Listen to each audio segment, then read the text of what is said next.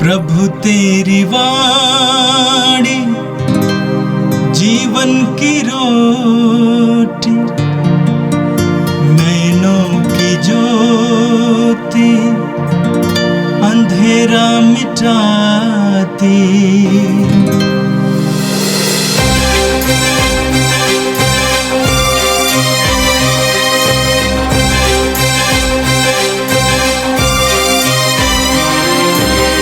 प्रभु तेरी वाणी जीवन की रोटी, नैनों की ज्योति अंधेरा मिटाती। प्रभु तेरी वाणी जीवन की रोटी, नैनों की ज्योति अंधेरा मिटाती। वाणी वाणी वाणी वाणी वाणी पवित्र है, शाश्वत है, जीवन का मन्ना है। मंगलवार। पहला पाठ प्रकाशना ग्रंथ अध्याय 14 पद संख्या 14 से 19। मैं यूहन्ना ने देखा कि एक उजला बादल दिखाई पड़ रहा है।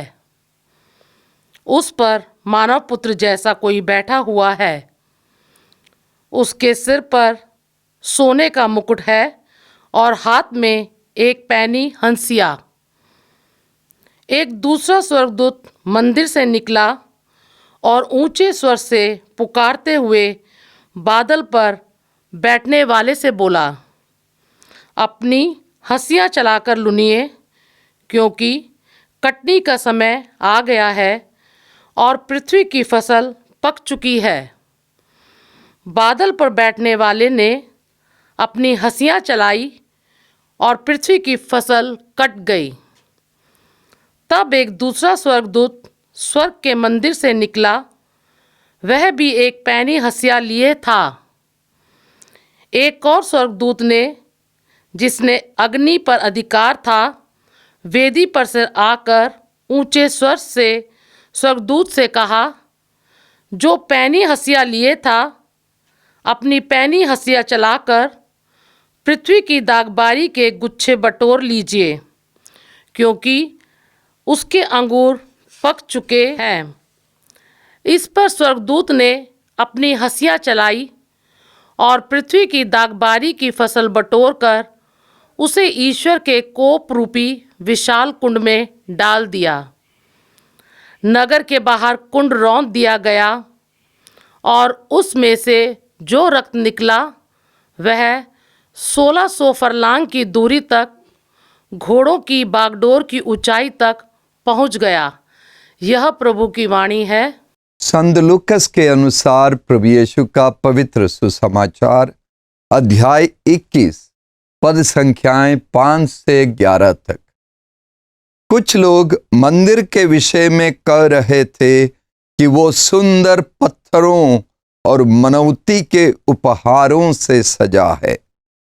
इस पर यीशु ने कहा, वे दिन आ रहे हैं जब जो कुछ तुम देख रहे हो उसका एक पत्थर भी दूसरे पत्थर पर नहीं पड़ा रहेगा, सब ढा दिया जाएगा।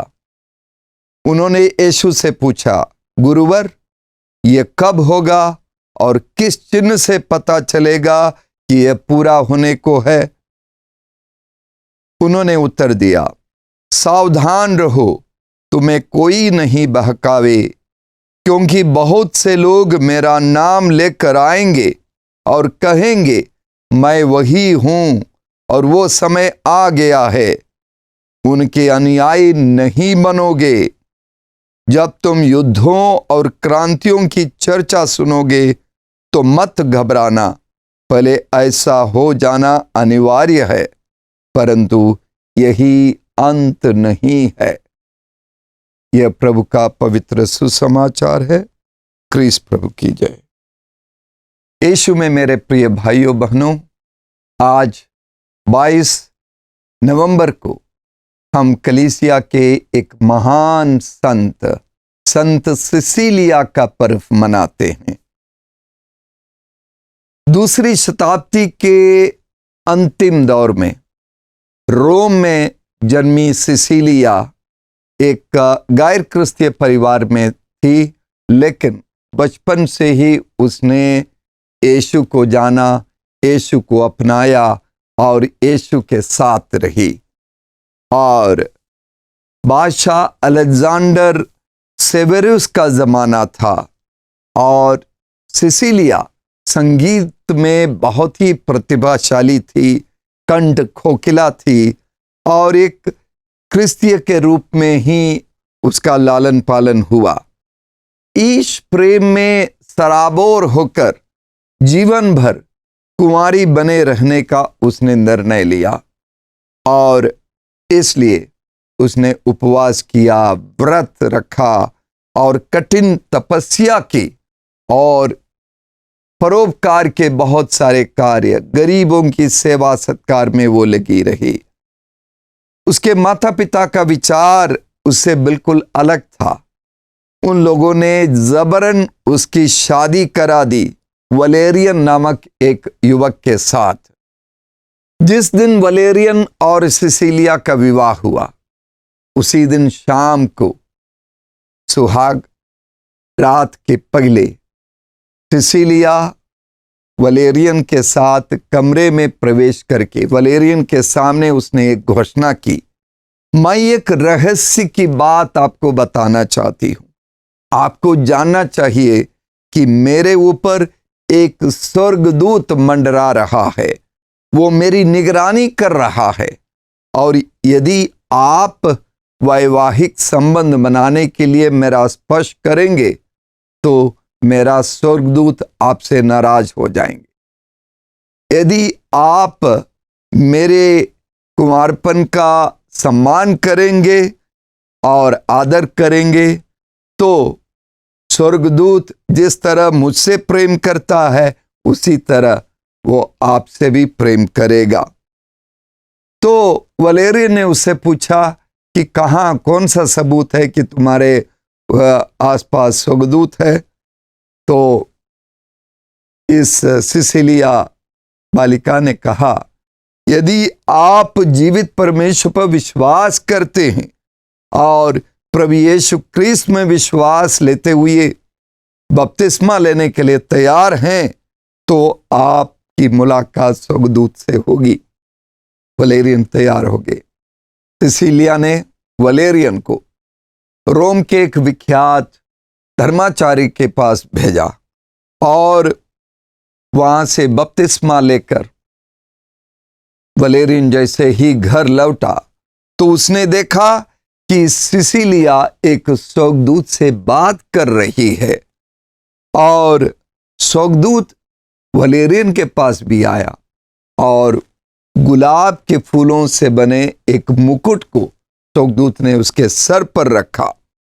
वलेरियन अपने नए विश्वास से इतना प्रभावित हुआ कि वो अपने भाई तिबर्तुस को भी विश्वास में ले आया और दोनों क्रिस्तीय जीवन जीते हुए कुछ ही दिन के अंदर शहीद हुए। और सिसिलिया ने दोनों के लाश को दफनाया और कुछ ही दिनों में सिसिलिया के साथ भी उसके विश्वास के लिए उत्पीड़न किया गया, पीड़ित किया गया।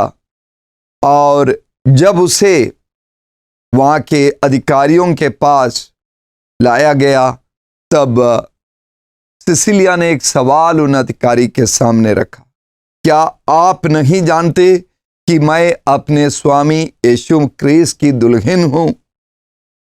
उन अधिकारियों ने उसे उसके विश्वास के लिए दंड दिया।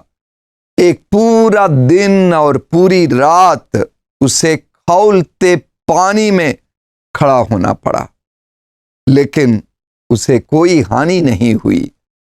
जैसे ही वो खौलते पानी से निकली, उसके ऊपर कुल्हाड़ी से उसके सिर और उसकी छाती में वार किया गया। खून में लथपथ सिसिलिया 3 दिनों तक वहां पड़ी रही, प्रार्थना करती हुई, गीत गाती हुई और उसके आसपास जितने लोग गुजरते थे उन सबको अपने विश्वास का साक्ष्य देते हुए, यीशु के महान प्रेम की गवाही देते हुए तीसरे दिन उसने प्राण त्याग दिया। ईश्वर की महिमा के गीत गाते हुए उसने प्राण त्याग दिए। और भक्ति गीत, संगीत और भक्ति गीतों के गायकों की संरक्षिका सिसिलिया मानी जाती है। मेरे प्रिय भाइयों बहनों, विश्वास के लिए संत सिसिलिया हमें प्रेरणा देती है और विश्वास में और अपने संकल्पों में प्रभु के प्रति अपने निष्ठा में और गहरा बनने के लिए संत सिसिलिया हमें प्रेरणा देती है। आज के सुसमाचार के दो बातों की ओर मैं आपका ध्यान आकर्षित करना चाहता हूं। उससे पूर्व एक घटना बताना चाहता हूं। लियोनार्डो डा विंची का नाम आपने सुना है। द लास्ट सपर, यीशु के अंतिम ब्यालू की वो जो खूबसूरत तस्वीर है, विश्वविख्यात पेंटिंग है, वो लियोनार्डो डा विंची ने ही बनाया था। और उस पेंटिंग को लेकर बहुत सी कहानियां हैं, कुछ सत्य कहानियां, कुछ ऐसे ही किंवदंतियां हैं। और बताया जाता है कि लियोनार्डो ने एक कॉन्वेंट के दीवार पर इस तस्वीर को बहुत समय लेकर बनाया था।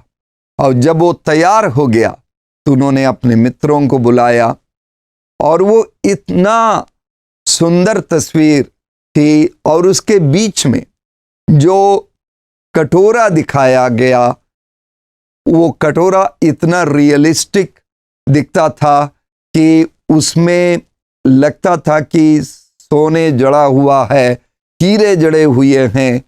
और लोग उस कटोरे की इतनी तारीफ करते थे कि वो इतना असली दिखता है, इतना आकर्षक है, इतना महंगा है, वगैरह वगैरह की बातें। तो ये बातें सुन के कलाकार लियोनार्डो स्वयं विचलित हुए और उन्होंने क्या किया, एक ब्रश निकाला और काले पेन से उस कटोरे पर चलाया और वो बिल्कुल कटोरा बिल्कुल साधारण सा कटोरा दिखने लगा। तब लियोनार्ड ने कहा, जो महत्व यीशु को दिया जाना चाहिए वो किसी कटोरे पर या अन्य चीजों को नहीं जाना चाहिए। यानी उन्होंने ये भी कहा, मेरी कलाकृति में यीशु की महिमा छलकनी चाहिए, कटोरे की महिमा नहीं। यहूदी लोगों ने भी यही गलती की। हम लोग भी कभी कभार ये गलती करते हैं। आज के सुसमाचार में हम सुनते हैं यीशु यरूशलेम मंदिर के आंगन में खड़े हैं। वहां कुछ लोग मंदिर का महिमा मंडन कर रहे हैं, मंदिर के विषय में कह रहे थे कि वो सुंदर पत्थरों और मनौती के उपहारों से किस तरह सजा है, कितना आकर्षक है। इस पर यीशु ने कहा, वे दिन आ रहे हैं जब जो कुछ तुम देख रहे हो उसका एक पत्थर भी दूसरे पत्थर पर नहीं पड़ा रहेगा, सब ढा दिया जाएगा। हमें समझना चाहिए कि यरूशलेम मंदिर को सुलेमान महाराजा ने बनाया था, बहुत ही सुंदर, आकर्षक। उसके बाद महान हेरोद महाराज ने उसका पुनरुद्धार किया और सुंदर और आकर्षक बनाया। यरूशलेम मंदिर पे सफेद संगमरमर इतने आकर्षक हैं और मंदिर के दरवाजों पर, दीवारों पर, मंदिर की वेदी पर सोना, चांदी, हीरे, मोती, पन्ना, तमाम तरह के बहुमूल्य पत्थर जड़े हुए हैं।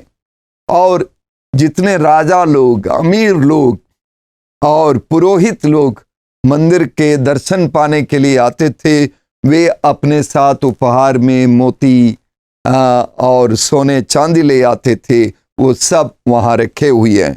इसीलिए लोग इन चीज़ों को देखकर उसकी वाहवाही करते हैं और उसका महिमा मंडन करते हैं। यीशु सीधे सीधे बिना किसी तरह का लाग लपेट के उस तथाकथित महान मंदिर के महान विनाश की बात कहते हैं कि तुम इन चीजों को, इन दुनियावी चीजों को देखकर इसके आकर्षण में ना रहें। तुम्हारी सोच परमेश्वर के प्रति होनी चाहिए। तुम्हारी सोच तुम्हारी धार्मिकता के बारे में होनी चाहिए। मंदिर यहूदियों के लिए बड़े महत्व की चीज है और उन्होंने सोचा इस मंदिर का कभी अंत नहीं होगा। और मंदिर का अंत मतलब दुनिया का अंत। इसीलिए जब शिष्य लोग यीशु से सवाल पूछते हैं, गुरुवर ये कब होगा और किस चिन्ह से पता चलेगा कि यह पूरा होने को है, यीशु उन्हें सावधान करते हैं और कहते हैं, सावधान रहो, तुम्हें कोई नहीं बहकाए, क्योंकि बहुत से लोग मेरा नाम लेकर आएंगे और कहेंगे मैं वही हूं, और वो समय आ गया है, उनके अनुयायी नहीं बनोगे। मेरे प्रिय भाइयों बहनों, कलीसिया का इतिहास यदि हम देखें, कलीसिया की शुरुआत से आज तक बहुत से नई छोटी छोटी कलीसियाएं उभर के आ गई, जो कयामत के दिन पर केंद्रित कलीसिया। ये यीशु के भक्त, लेकिन उनकी पूरी सोच कयामत के बारे में, और लोगों को कहने लगे कि कयामत अभी आने वाला, अंतिम न्याय विधि का दिन आ गया है, अगले सप्ताह होगा या अगले महीने में होगा या अगले वर्ष होगा। इस तरह बहुत सारी कलीसियाएं खड़ी हो गई, लेकिन दुनिया का अंत नहीं हुआ। और यीशु इसलिए कहते हैं ये अंत नहीं है। लोग कहेंगे कि ऐसा होगा वैसा होगा, उनके बहकावे में ना आओ, उनके अनुयायी तुम नहीं बनोगे। हमें यीशु की शिक्षा पर मन केंद्रित करना है। अंत के बारे में सोचकर परेशान होने की जरूरत नहीं है। अंग्रेजी में जिसे कहते हैं डूम्सडे कल्ट, अंतिम न्याय विधि पर केंद्रित सभाएं, इस तरह के सभाओं के लोग नई बातें कहकर लोगों को बहकाते हैं, भड़काते हैं। उनसे सतर्क रहने की जरूरत है। हमारी सोच यीशु मसीह पर होनी चाहिए। दुनिया का अंत अभी नहीं है। एक मसीह को सब कुछ यीशु मसीह पर केंद्रित करना होगा। और बड़े बड़े गिरजाघरों को बनाने में करोड़ों अरबों रुपए खर्च किए जा रहे हैं। आज यूरोप में देखें तो ये गिरजाघर खाली पड़े हुए हैं, सूने पड़े हुए हैं। वहां जाने वाले, आराधना करने वाले लोग नहीं हैं। ये व्यर्थ का परिश्रम है। कुछ लोग कलीसिया को संस्थाओं को जोड़कर देखते हैं। कलीसिया संस्था नहीं है। बहुत बड़े बड़े आकर्षक इमारतें ये कलीसिया नहीं है। लुभावने आकर्षक संस्थाएं कलीसिया नहीं है। यीशु और उसकी शिक्षा का पालन सबसे अधिक और महत्वपूर्ण है। यीशु ईश्वर के राज के बारे में शिक्षा देते हैं। मत्ती के सुसमाचार के 6वें अध्याय के 33वें पद पर हम पढ़ते हैं, यीशु कहते हैं, तुम सबसे पहले ईश्वर के राज्य और उसकी धार्मिकता की खोज में लगे रहो, और ये सब चीजें तुम्हें यूं ही मिल जाएंगी। हम किस पर महत्व देते हैं? इमारतों पर, मंदिर या गिरजाघरों पर, या ईश्वर के राज के आगमन के लिए, ईश्वर के राज के बारे में हम सोचते हैं? ईश्वर का राज तुम्हारे निकट आ गया है। लूकास के सुसमाचार के 10वें अध्याय के 9वें पद पर हम पढ़ते हैं। आकर्षक मंदिर नहीं और बड़ी बड़ी संस्थाओं और इमारत के रूप में नहीं, प्रेम से भरपूर ईश्वर का राज्य हमारे बीच में खड़ा करना, यही हमारी जिम्मेदारी है। प्रेम से भरपूर समुदाय बनाए, यही ईश्वर का राज्य है। और मत्ती के सुसमाचार के 7वें अध्याय के 21वें पद पर यीशु कहते हैं, जो लोग मुझे प्रभु प्रभु कहकर पुकारते हैं उनमें सबके सब स्वर्गराज में प्रवेश नहीं करेंगे। जो मेरे स्वर्गीय पिता की इच्छा पूरी करता है वही स्वर्गराज में प्रवेश करेगा। ईश्वर की इच्छा को पूरा करना यही हमारा कर्तव्य है, और इसे करने, इसका पालन करने से हम ईश्वर के राज को अपने बीच में खड़ा करेंगे और स्वर्गराज में हम प्रवेश करेंगे। आइए हम प्रार्थना करें। सर्वशक्तिमान प्रेमी पिता ईश्वर, आज हम संत सिसिलिया के लिए, उनके महान व्यक्तित्व के लिए, उनके शहादत के लिए, उनके उस समर्पण के लिए तुझे धन्यवाद देते हैं, तेरी स्तुति करते हैं। हम तुझसे प्रार्थना करते हैं संत सिसिलिया का वो समर्पण का वो भाव हमें भी प्रदान कर। हम यीशु के साथ जुड़े रहें और यीशु के लिए जिए, यीशु के लिए कार्य करे, यीशु के लिए मरे। अन्य दुनियावी चीजों से के आकर्षण से हमें दूर रख। हम यीशु के व्यक्तित्व, यीशु की शिक्षा का पालन और यीशु की आज्ञाओं का पालन करने के लिए हमें सक्षम बना, और हमारा ध्यान परमेश्वर और ईश्वर के राज पर ही केंद्रित हो।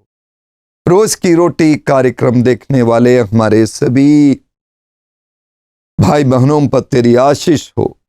सबके परिवारों में खुशहाली रहें, तेरा प्रेम रहें, और लोग आपसी प्रेम में, एकता में और क्रिस्तीय विश्वास में और गहरे होते जाएं। ये प्रार्थना करते हैं क्रिस्त हमारे प्रभु के द्वारा, आमीन। प्रभु तेरी वाणी जीवन की रोटी, नैनों की ज्योति अंधेरा मिटाती। वाणी वाणी